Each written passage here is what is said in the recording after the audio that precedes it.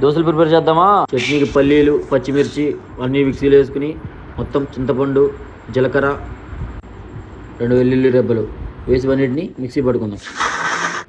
కొంచెం సాల్ట్ వేసి మళ్ళీ మిక్సీ పట్టుకుందాం. మన పల్లీ చట్నీ రెడీ అయిపోయింది. ఇప్పుడు తాలింపు వేసేద్దాం. కొంచెం తాలింపులు, కొంచెం జీలకర్ర. Let's make dosa. చూడండి ఫ్రెండ్స్ ఎంత రౌండ్కి వచ్చిందో. అలా దోశ తీసి ప్లేట్లో పెట్టుకుని, హలో ఫ్రెండ్స్, తిన్నారా మీరు?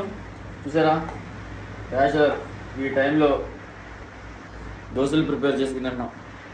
అంటే వండడానికి బద్దగా వేసింది. దోశల పిండి రెడీ అయిపోయింది ఫ్రిడ్జ్లో, అందుకని చెప్పి దోశలు తినేస్తున్నాను. చూసారా, మీరు తిన్నారా? దోశలు, పల్లీ చట్నీ బాగా సూపర్ ఉన్నాయి. ఏమైనా టెస్ట్ ఉందండి. దోశ చూసి ఎలా ఉన్నాం, నేను ప్రిపేర్ చేసుకుంటా. సరే, మీరు కూడా తిన్నారా? నైట్ 12 అవుతుంది. ఈ టైంలో దోశలు వేసుకుని తిన్నా. ఆకలేసింది, ఫ్రిడ్జ్లో పిండి రెడీగా ఉంది, అందుకని తినేస్తాం. మీరు కూడా ఇలాగా మిడ్ నైట్ దోశలు ప్రిపేర్ చేసుకుని తింటే కామెంట్ చేయండి. Okay, bye friends.